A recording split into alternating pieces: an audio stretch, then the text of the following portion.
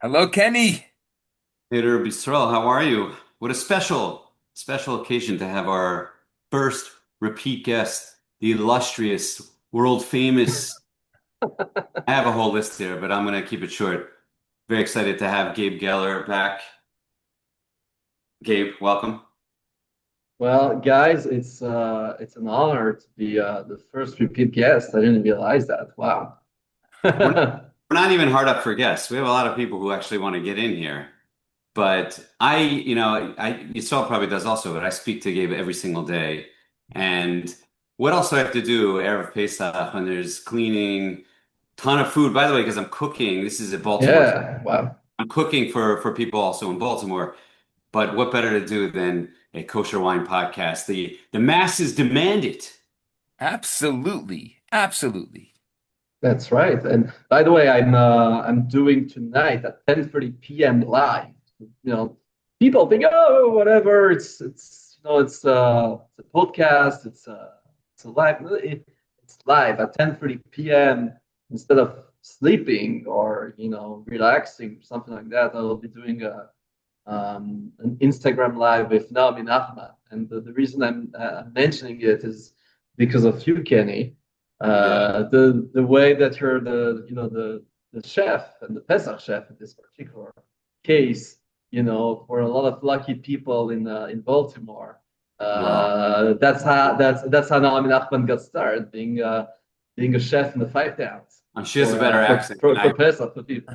She has a better accent, and she lives in the five towns. I'm missing That's those two right. key ingredients. And That's awesome.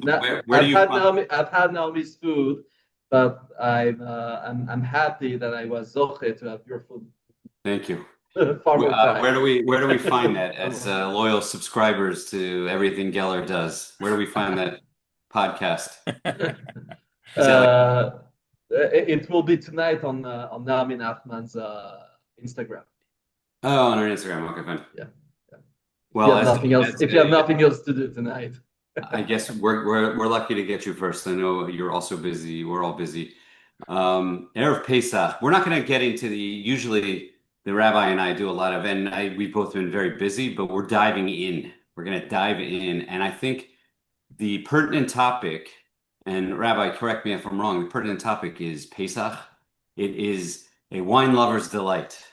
It's where we all come out to shine, I know. I mean, we don't Absolutely. I It's don't get our many. moment. Yes. So, and the biggest question I get as this season comes up, and I'm sure you both do also, I know you both do, is what are you drinking, not only for the four cups, but Pesach in general. So I'd like to discuss number one, that very direct question of what are you going to drink for your four cups? I think I know both your answers anyway already, just knowing you both so well. But also, what's new on the market? What are people excited about? So, Sure. why don't we discuss that first? Four cups. What direction do you take? Let's start with you, Gabe. Okay.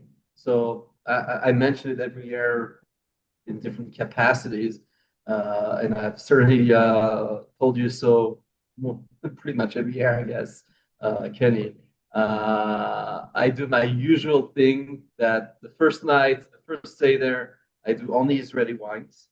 The second Seder, I do only non-Israeli wines that are the galus with wines from the galus, right? And I do for the four cups, which is something that I know you don't do that at all, Kenny. You're kind of against it, so to speak. At least the philosophy that's behind it. I do for the four cups. I do only rosé, and nowadays it's more or less the only time of the year that I drink rosé.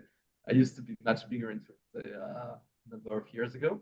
And for Shulchan Orech, for the meal itself, I open special aged red, something special, and still an Israeli one the first night, and a non-Israeli wine the second night. And I'd like to add that I love that you mentioned that, Kenny. People always ask, "What's four cups? What's four cups?" Pesach, besides the two Sedarim, has a lot of other meals. And I'm not even talking just about Yom Tov or Shabbos Chol Hamoed. I'm talking about Chol Hamoed, we make a big deal out of it of Chol Hamoed and having guests in the sukkah on sukkahs, right? And opening great wines. Well, there's Chol and Pesach too. Why don't you have the feast and it's Chag, and Simcha Basar v'Yain. And there is a we tradition. love we love wine and we're not vegan. Exactly. There is a tradition of having a glass of wine on Chol Hamoed every day. Like the people have it's a very important tradition. Yeah, just as much as a lot of people, wear Yom Tov clothing on Chol Hamoed too, and among other, minhagim. Well, it's a great point. I never really thought about it that way. You really treat sukkahs very much that way. I mean, there's obviously something a little bit different going on there, but still, it's still yontif. Yeah, It should still be treated appropriately, which is why I don't get the drinking garbage wines for the Abracosos. But whatever, you do you. You didn't. exactly. So first of all, let me stop you. Well, I understand that there is people who drink their cheap wines. There's that guy. We spoke about it last time. How the winos thing. With the kosher words, back in the days, the forum from Daniel Rogold, there was a prominent guy on that forum who actually also drinks non-kosher wine. And because of that, he has a lot of experience, and he drinks good wine. But Dafka for the Sedarim, he has that tradition that he has maintained of drinking, one of those kiddush wines, syrupy wines that that his family had, when he was growing up, and he has maintained that. So we have someone who is incredibly experienced and also knowledgeable about wine in general, who on purpose, chooses the wines that honestly none of us here, would ever touch. And not only does he drink one glass, he drinks four, and 2 nights in a row. Well, actually, he made actually I it's think one night now. I think it's important to mention that if you have a family tradition, you have to keep to it. Most important part of Pesach is the family tradition. That said, I made a joke on my Instagram this week, and I said that there's people that have a tradition of not having matzah from Rosh Chodesh Nissan until Pesach, Right. or not having it for a month before Pesach. Right. And since I love wine so much, I decided that I was going to have a tradition to savor the taste of the wine, to not have good wine from Rosh Chodesh leading up to Pesach. It lasted an entire day. I could come up with a lot of analogies on that idea, and I'm not going to. But yeah, I mean, come on. Well, it was interesting that you said no good wine. Yeah. But that only lasted a day. Gabe, question for you. And by the way, my rosé are not garbage wines, Kenny. See, now, I use the best rosé. I mean, I would say buyer beware on most rosé out there on the market. But that said, that's my question for you is, I mean, I don't drink a lot of rosé. If I do, it's more the summertime. What rosés are you recommending that are 25s that are out now? But because of course, and I'll let you explain why you're looking for 2025s, but what have you found so far that you plan to drink? Okay. So they don't all have to be royal, by the way. There's a challenge this year, is that there's very few of those 2025 rosé that have been released. And I would say that thank God those that have been released are some of the better ones anyway. So at least I'm covered. I was actually worried until up until about 2-3 weeks ago. I was like, I might have to change my plan because I don't have anything. The thing is that it doesn't only have to be 2025. It has to be, for me, that's my tradition, not nevushal for the forecast. So I had those two requirements. The non-nevushal, maybe, I mean, if you want to talk about it, we can talk about it, and maybe Rabbi Yisroel can have more of an insight into that.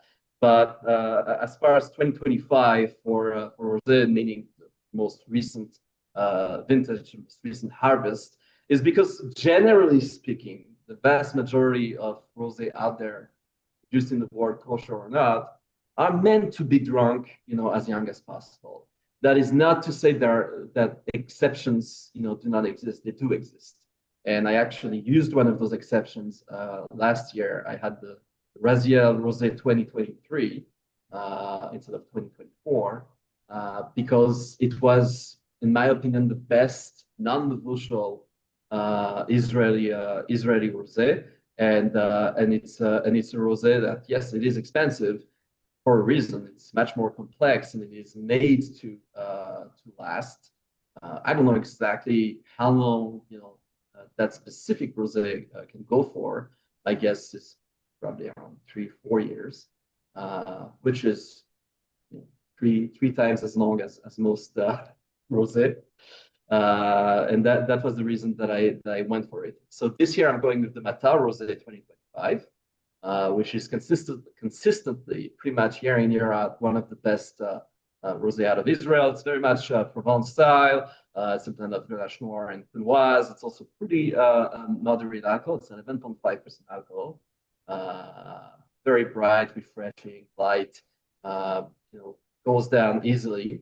The reason, by the way, why do I drink rosé for the 4 cups is that I hold by the opinion that you have to drink the 4 cups rather quickly, and drinking big red, especially a special aged something that you put away for years. Those wines are meant to be sipped and savored. And if I'm not going to sip and savor my wine by those religious requirements I go by, I should go with something that I can drink quickly and that will still be enjoyable. And that is why I go with those light, fruity, refreshing rosé wines, because even I drink it quickly, it's fine. It's still very tasty, very enjoyable.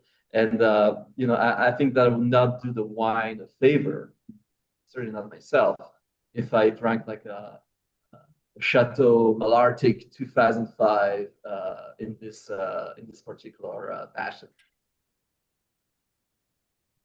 So you said the Matar, that all makes sense. It's not what I do, but Okay. but you're the VIP guest here, so I'll let you have your moment in the light. When you were saying the Raziel, I thought, what I was thinking. Take a guess what I was thinking. Either of you. The bubbly. Bubbly. The Yeah. bubbly. The By bubbly the is way, fantastic. honestly, they are my favorite kosher bubbly. That includes champagne.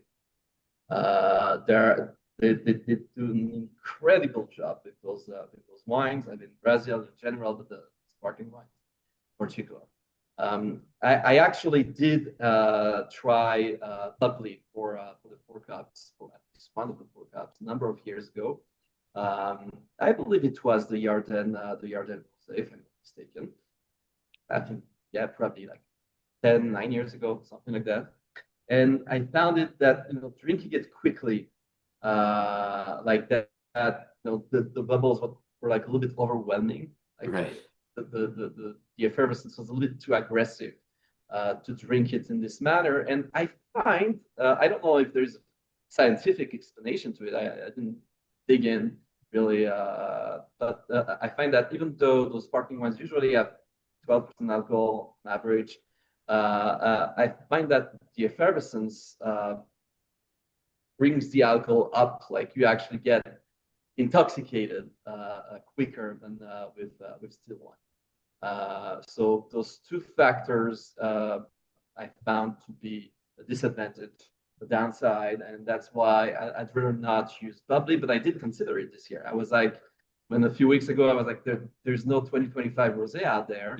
And but there is the Raziel Rosé that is fantastic, and there is the Yarden Rosé 2019 that I had at KWD that is amazing as well. The Perlinetto. Have you tasted that? Yeah. So yes, I had it. I actually did have bubbly. I had it for at least one of the World Cups last year, the second night, the Bernath from Vari Picciolo. That's the name of the wine, right? The Italian wine, the Italian bubbly. Vari Picciola. I didn't even miss the question. Yeah. Can you move The, closer? Oh, yeah, Because we can't hear Valpiccio. you well. Yeah. Valpiccio. I'm having a little. the Perlinetto is the The Valpiccio. terroir Champagne Little Rosé from Italy, from Vari Picciolo. And I did have it last year, at least for one of the cups of the second seller, actually. And I had it with that, tasting it beforehand. And I happened to have a bad ball, an off ball. Oh, really? Tastes good, Told me that. and that was exactly, that was disappointing. I was upset, and I thought that the wine was bad, and I was wrong. I retasted it, I think, a week later from a different ball. It was fantastic. Yeah, it's delicious. Yeah. It is. I think the to answer my own question, why I wouldn't, I agree with you, and I think especially the champagne method wines they're heavy for that purpose. I wish there were kind of maybe more rosé prosecco, something like that would be a little lighter, a little easier to drink in that fashion. For this part, just for that, it would be great. I hear that. Well, maybe, I don't know, for those who really want to have, oops, I'm sorry. For those who want to, I was just going to ask you about that. Yes. I was going to ask you about it. I just had it on Shabbos. I'm just gonna pause it. I liked it very much. I'm curious on your. I thought it was pleasant. I was pleasantly surprised. Yeah. Well, I heard a good report on it, so I wasn't, I guess, as surprised as I would, but I picked it up just to taste it. Yeah. And I liked it very much. Kenny, have you met a Hold on bubbly a that you second. didn't like? Yeah, of course, yes, of course. I would say I'm more forgiving. I'm more forgiving on bubblies than I am on other wines. I'll put it that way. Gabe's on a call, so we're gonna fill the. This is where like the music comes on, right? Exactly. I'm certainly more forgiving on bubblies, and I think, and I don't even know why that is. I think like a lot of times, something I started doing sometimes. I leave a little left and I let it get flat, and I taste the wine on its own, and like it's a bit. I'm curious to hear what Gabe says about that. And sometimes, I mean, you forget that bubbly is just wine that, it has the bubbles in it, but I'm saying like the wine on its own has to be good. So it's not, there's certainly plenty of flawed bubblies.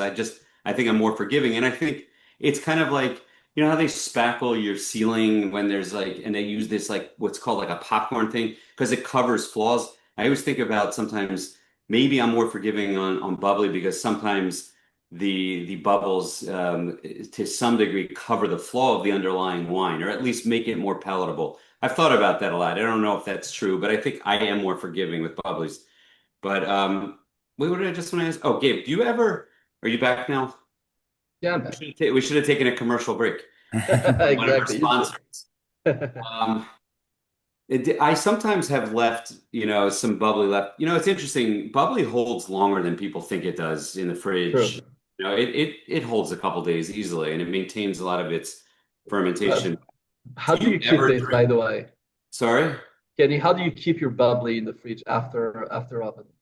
What do you mean? How do I keep it? What kind of enclosure do I use? Yeah, exactly. How do you see it? I have a good, Armando from Sol. Not from which winery is he from, Armando? I'm totally blanking. Armando, the Spanish winery.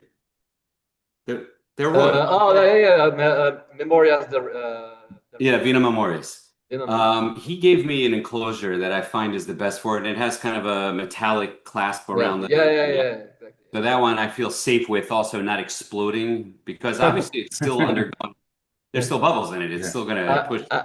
I use a very primitive way, but it works. I just take, a piece of, saran wrap, on top of the opening, and then I put the rubber band. Works. That's actually a great idea. That's a great idea. Yeah. Actually makes a lot of sense. Because even if you put even like a regular wine cork in the bottle, even while you're it's gonna pop. people, it'll blow off all the Yeah, time. gonna Like pop. the kind of a fun Yeah, mid-Shabbos lunch game. yeah. What I was going to ask you is, do you ever let the wine go flat and then taste it on its own? I mean, obviously, it's not really fair to do it that way N- because, a wine like that, not on purpose. not on purpose. Well, I wouldn't say I always do it on purpose, but do you ever do that? Do you find that there's anything to Yes. gain from that? No, Probably not not. really, not really. But when I do it, and the wine is still like somewhat enjoyable Yeah, after it goes flat, I mean, it's something to take note, and I would say is kind of impressive. It doesn't happen very often, I have to say. right, right. Well, the same as any other. I mean, a white wine that sits for a long time in general, especially one Yeah, that's made in a fresh style, is not going to be as enjoyable. yeah. Um, we really should get some advertisements for those kind of moments, like Gabe going on the phone. It's Exactly. great.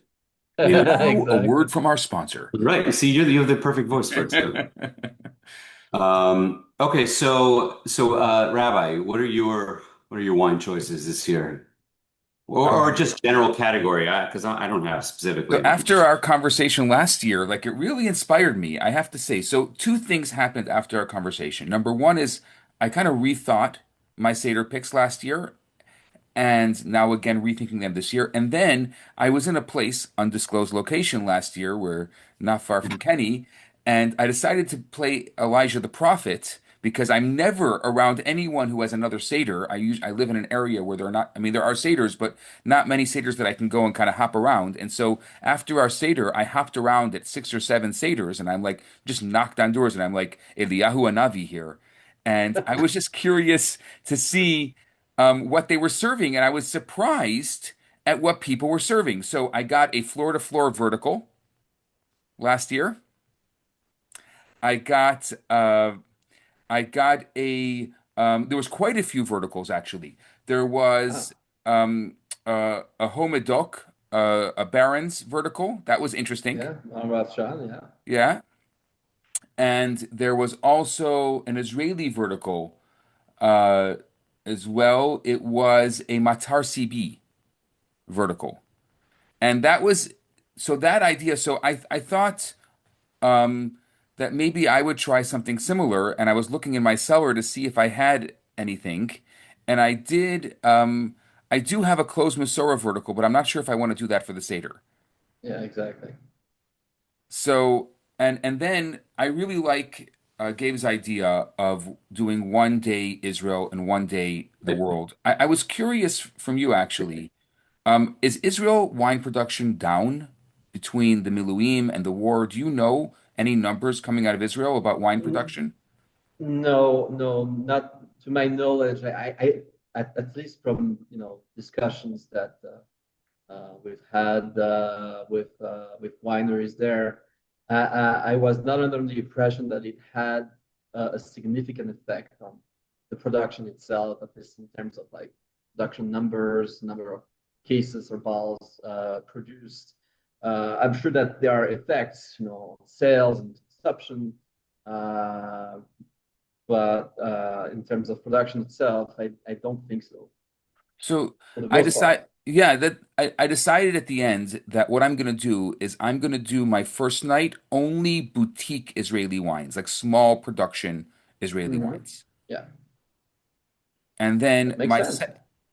and just to, I think that it's an opportunity to support them right now. Right. It's very difficult time right now in Israel, and we're having the Seder. We're saying Lashana Haba B'Yushalayim, and I don't know about you. God willing, we should be in Jerusalem, but right now, as it stands, my physical plans are not going to be there, as many people in the diaspora are having a hard time, according to natural means, getting into Israel right now, and so we feel it in a way that I think we haven't felt in a couple of years.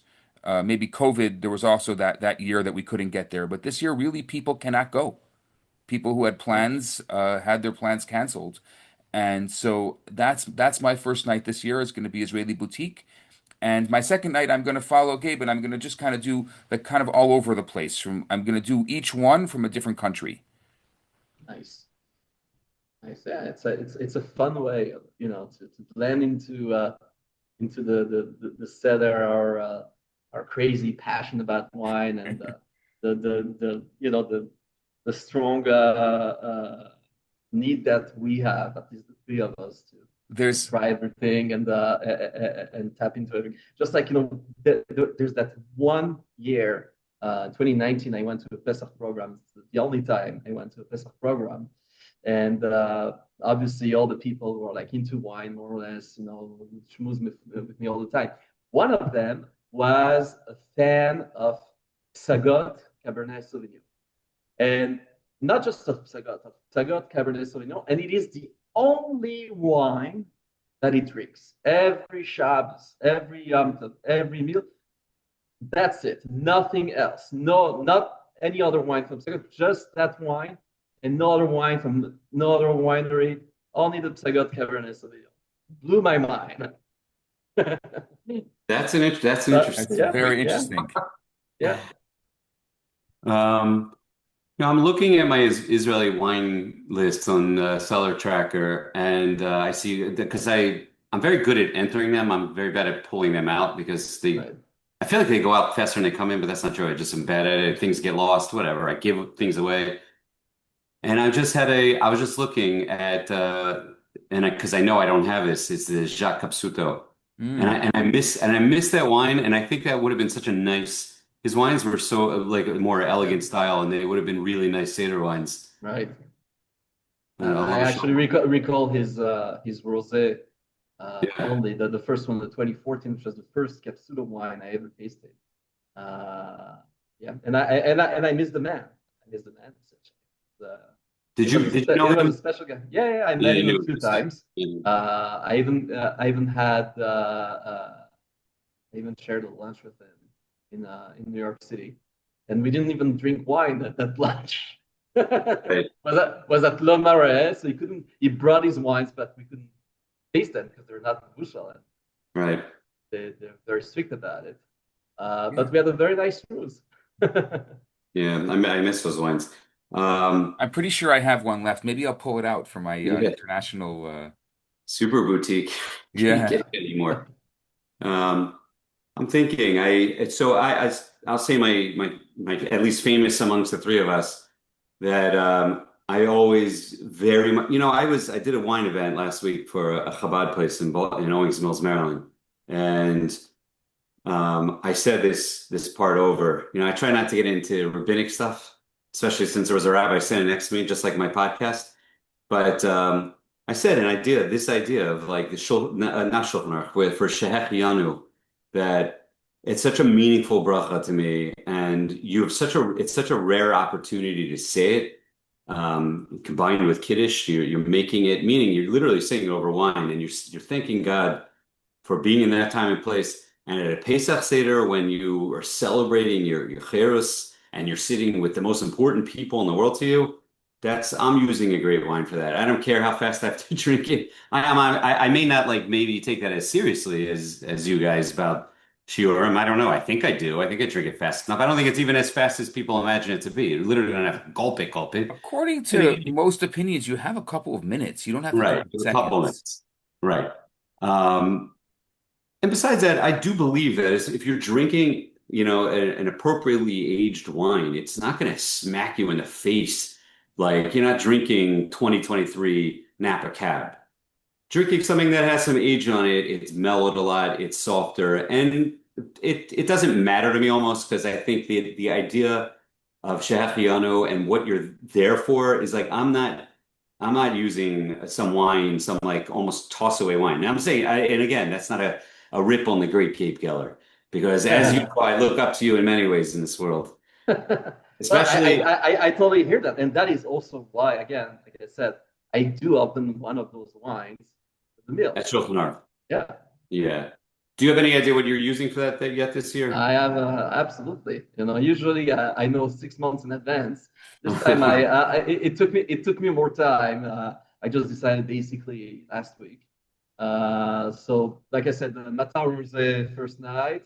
The second night will be a mix, actually, two different rosé, the Heidu Rosé and the Capsanes Per Petita Rosé.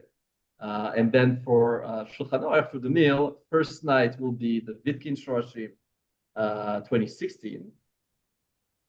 And that's the flagship wine from Vitkin and the first kosher vintage of it. And the second night will be Chateau Valentin 2005. Which vintage? The 2005 Valentin. Wow. Certainly appropriate. Wow. I really like, it's somewhat of a, I go down there and almost like what strikes me, what happens to the mood as the mood strikes me that night. I'll do some thinking about it, but you're spontaneous. Yeah, I decided. My wine madness, I have to plan what I'm gonna drink and where is the bottle. I have to locate it. I decided that the first night I'm gonna do a Shemitah wine. I have a Tzora Misty Hills in 2015, and I think that's probably really. That is fantastic, It's a actually. great bottle of wine, and I thought that would be my big wine for the first night. And the second night, I also have another 2015. I have a Vendreau. The Virginie de Vendreau. Yeah, the Virginie de Vendreau 15, which in my opinion is just like right now. I have a case of it, and I think I'm still waiting a little bit before I grab You think so? You think but again, it's me. I'm a big tertiary, Right. Bordeaux kind of guy, and when I aged my Bordeaux, I really wanted to get there. How much time do you think we have? If how much time? I think there's a good chance that it is already there or starting, and I believe that it has easily 5 to 10 more years, easily. Wow. Right. It bears mentioning, and we've discussed this a bunch of times, but everyone talks about aging wine and wine aging and whatever. And I firmly believe the majority of people do not care for tertiary, and they don't understand what they're even looking for in that, and they're disappointed when they sit on a wine too long, and that's fine. There's nothing wrong with that. I think it's okay.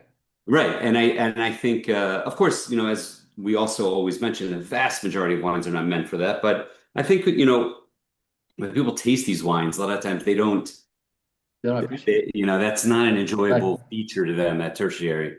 Exactly. Like I would be like, I have like a beautifully tertiary age, let's say the Valentin 2005, and I would be, happy, like through the moon. And and the other guy sitting next to me is like, what the heck is wrong with this wine? It smells And there's nothing worse than sitting on wine for many years, especially an expensive wine, and having it for a special occasion, and then being so terribly disappointed. And I think that's a big reason why. I think people just don't. So those wines that do build that character and funk, if you want to call it that, I think a lot of people just don't want that. There's nothing wrong with liking fresh, like the fresh fruit style in wine. And that's, of course, why those wines sell and why they're more popular. Why winemakers shoot for that for the most part. And most wines are made to drink now. I mean, that's the point. Yeah. Absolutely. A lot of time people are like, oh, this wine is too young. And I'm guilty of it as well. I think that in the past, not too long ago, just a few years ago, I think that I would tell people too frequently, it's too young, it's too early, put it away. I think that for the majority of the wines out there, especially besides big Bordeaux and what we have now, some of those new Barolo and Barbaresco that are coming to the market, that really are not very enjoyable or not enjoyable almost at all from the get-go. I think that the majority of wines, even the big,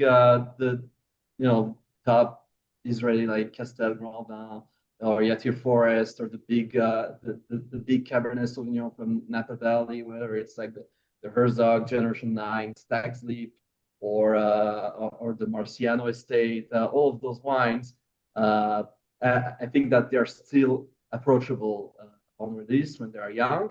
They're going to be big, bold. They're going to be tannic, but they're going to be enjoyable. They're going to be flavorful. They're going to there's a lot to enjoy about them, even at that stage.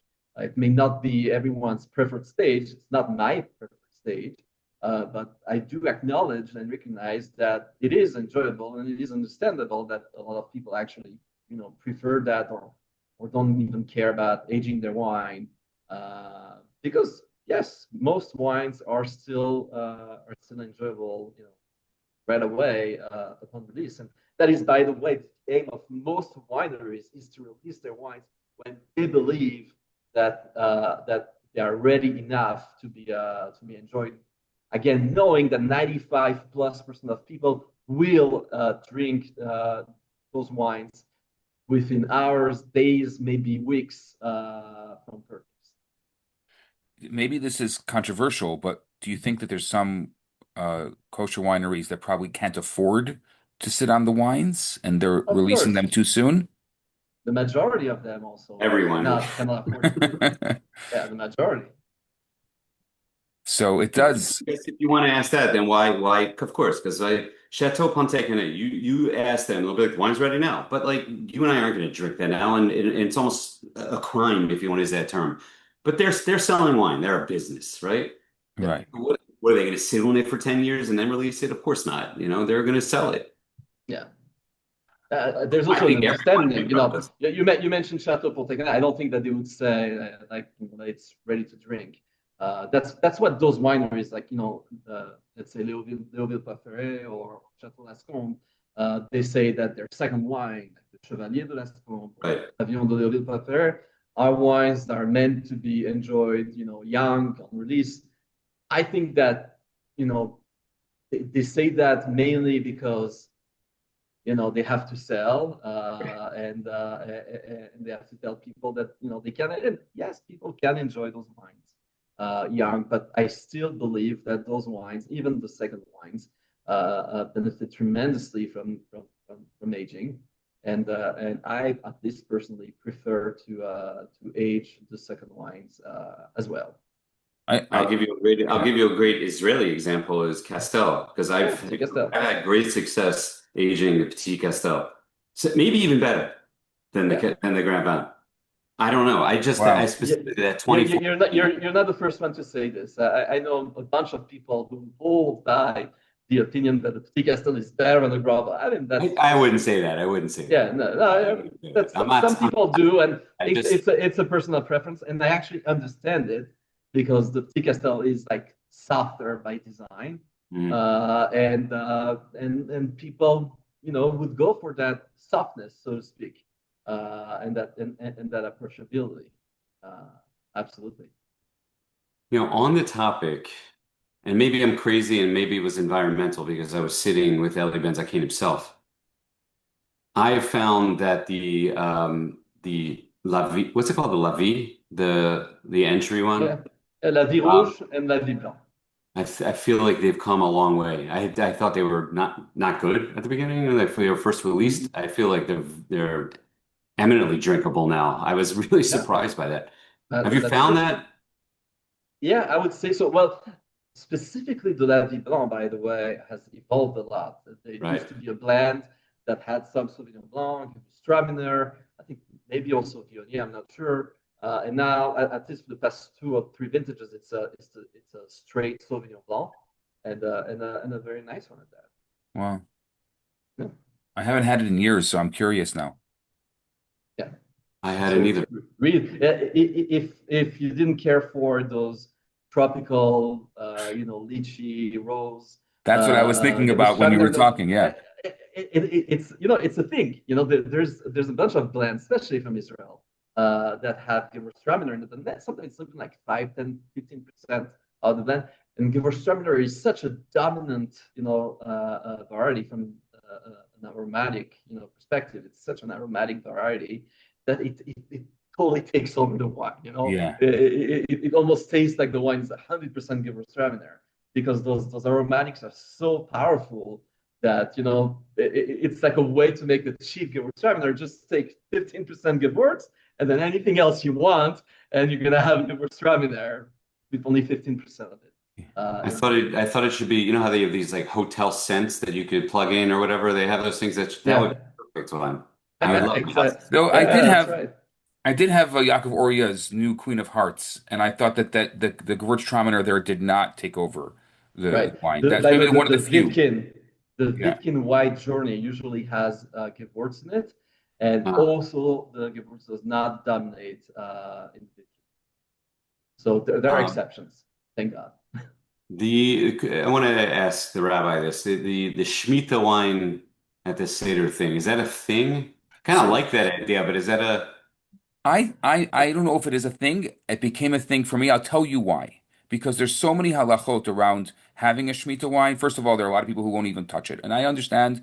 And Yeah. so I think that it's a way of us honoring the kedusha and the holiness of Shemitah. And so there's so many laws around it, and I think that if you're going to actually open up one of them and you're going to follow the instructions, do it at a Seder. I Do it like like that idea. really when it's the holiest time of the year to drink wine.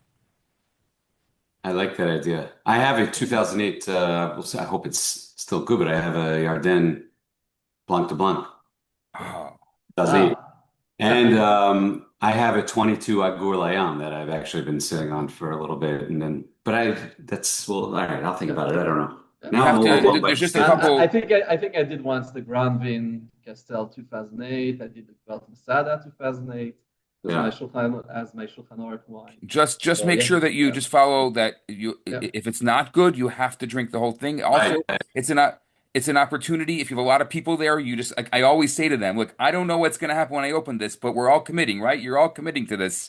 That we're yeah. gonna, even if it's vinegar, we are finishing this, and then. Exactly.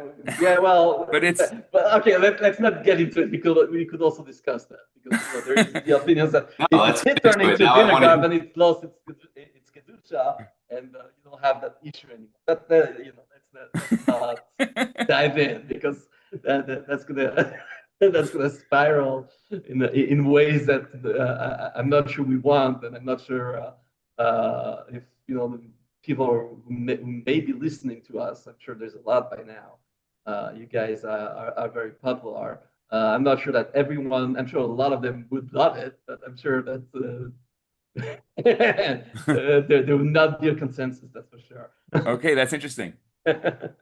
Okay, I'm happy that you brought that up. Oh, this is good. We're getting Yeah, differences of opinion here. yeah, right. But I mean, I'll tell you what I do. I drink the whole thing to the very last drop. I even will during Shulchan Aruch, I will put water in the bottle, and if there's a little bit couple drops left, I will pour it out into my glass to make sure that every drop is finished of that bottle, and at least I did my part of that kedusha and Great, that holy bottle.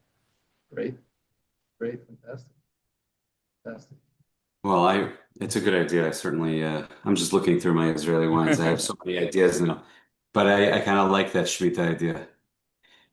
Gabe, have you tasted the Raz, the Kvaut Raz 2017 recently? No, I have not. Have you ever tasted that? I believe I did, but a while I ago. believe the guy with the memory of everyone Yeah. he's ever had that doesn't remember. And I don't Yeah, think I've ever heard I believe. sometimes no, sometimes I don't. Sometimes I'm getting old. I don't know. I was just looking at that. I was like, maybe that's in a good place right now. Yeah. Um, If I actually had the wine at home, I yeah. will always remember. If I had that some tasting, Right. exactly, and there is like a lot of people I'm I would, speaking yeah. to, and it's a quick taste, and sometimes I may forget. I would love to bring that back to Israel with me and drink it next year, 10-year anniversary. The great Simon Jacob gifted that to me, that Oh bottle. I wow, brought it home. It's a very nice gift. Kosher. Wow. Yeah. It's a special bottle for me on multiple fronts. I'm Okay, curious. You guys wanted to talk about new stuff. yeah, Yes. I did. And I actually have to wrap up very soon. I have Okay, yeah. So stuff, some of but the exciting well, stuff. I let's mean, hear. again, it's a matter of perspective. Yeah. So we spoke about lovely before. Now we have those pet nuts, Yeah, these from putnuts are so popular. yeah, fun stuff, funky. the Yeah. Rosalie from the Sagat Winery. So that's a type of even more of a niche kind of thing. Maybe you're the big bubbly guy. I can't hear you well. I don't know why. Maybe it's just my. Do you like those pet knots, Kenny? Is Yeah, that's that's the Sagat Petnat Rosé, the Rosalie. yes. Do I like all of them? Well, I am, at heart, I think I'm really a beer drinker. And I love beer. I just can't, it's always too much for me. It's too heavy, but I Mm-hmm. still love a beer every now and then. It's the only other thing I drink besides wine is beer. Very rarely, in fact, but I have good friends who are very into beer. When I'm over there, they always have very interesting ones, so I'm for sure going to Yeah, taste that. And the more interesting, I'm not drinking. I'm from Baltimore, so the beer here, you probably neither of you know this, is yeah. Natty Boh. It's like a national bohemian, famous Baltimore beer. That's not even made in Baltimore anymore, but everyone like you go to an Orioles game. By the way, it's opening day. Let's go O's. But if you go to an Orioles game, that's like the beer of choice, and it makes no sense to me. It's from Milwaukee, but it used to be traditionally a Baltimore beer. And Baltimore is a very big beer town. There's still lots of breweries Yeah, here, lots of cool yeah. breweries. There's a lot of beer in Um, Wisconsin. yes. Every time I'm in Baltimore and I have an event with Kenny, which unfortunately doesn't happen as often as it used to, I always I drive from downtown to Pikesville basically, or from Right. Pikesville back to downtown where I usually stay, and right off the You pass highway. Union. I There, know. exactly. Yeah, yeah, yeah. And I'm That's like owned by and two every time Jews, like by the way. I should stop there one day. That's owned by Uh, two very traditional Jews, that place. oh, really? Yeah. Interesting. Yeah, that place. But yeah, we should really do that one time. Yeah, yeah, we should. But to get back to that, I love first of all, I love that beer. There's so many, and let's not get into the new OU CRC whatever thing about beer. That aside, there's so many cool beers. There's so many directions they can take, and I love sours also. And I find that Pet Nat is the closest. It's almost like a Yeah, cousin. And I love that about it. I love the funkier and weirder the better. I think probably some that are maybe off-putting to people are the ones I like most. You yeah. know, I like that like primitive wine idea anyway. Like everything's floating in there still. Like just get that's I want to drink that. I could drink Yeah, that all the time. Do you think yeah, yeah. there's a halachic issue of listening to this podcast on Pesach since we're speaking about beer? You're the rabbi. We have you for these answers. Exactly. You're the hecksher. That's Exactly. right. That's right. I always, when people ask in my house who's Hashkafa, I always say his name anyway. He doesn't know that, but and he's getting no Right. royalties from it. Oh, look at that. But that was special last year that we got together for that podcast. We have to figure out a way to do that this year. Yeah, we have Uh, to do a home white. It's because it's always we have to start our new season. This is our well, last. This must be our last one for the I season. am. That's right. Well, I'm going to be, and I will say this out loud. I'll be in Baltimore this year. So people in the Yerushalayim of America, as they used to call it, I will be there. What do you got? You're going to be home? You're home. Oh, you're Uh, waving at someone. I thought you yeah, and were. I'm waving to someone. So where are you going to be? You not want to say, Rabbi? I'm going to be in Montreal. I am going to be with my Oh, wow. community. Okay, I'm let's home this year as well. Yeah, Yeah, I'm looking forward to it. My we're wife not doing. as much, but I am. Yeah, we're doing a huge Seder, and Oh, you I'm run really it, you say. excited. Yeah, I'm running a big Seder for the whole community. A lot of people come. We'll have a lot of nice wine there, and yeah, it's the first time in quite a few years that I'm going to be back here for Pesach. So I'm looking forward to it. And Mirza Hashem, my kids are all going to be home, which is first time in a while, and Oh, it should be great. The wine will same be, here. All my kids are coming I'm home for happy your Pesach. son was able to make it.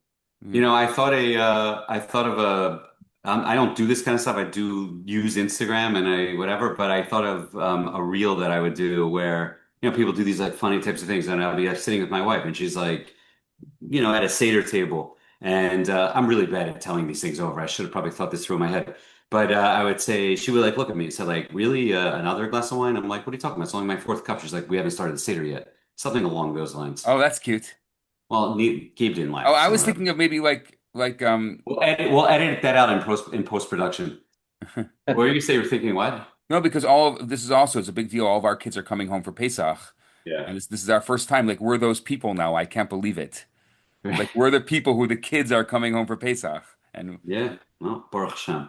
That's all yeah, I can say. Thank you, Hashem. yes. Um, I gotta run, boys. Even though Okay. there's a million other things to talk about, I gotta. We have a lot more to talk about. Yeah, I had a hard timeline here because I actually have someone sitting in my waiting room right now. So Okay. Well, that's a very good reason. it's probably wondering what I'm talking about or why I'm talking about. Weird. But Chag Kosher V'Sameach to both of you, two of my best friends in the industry and outside the industry. I It's love you both. really an honor It's an to be honor. here. Likewise, Kenny. You're the All right. man. Thanks so much, guys. Kosher v'sameach. Take care. Chag Kosher Sameach.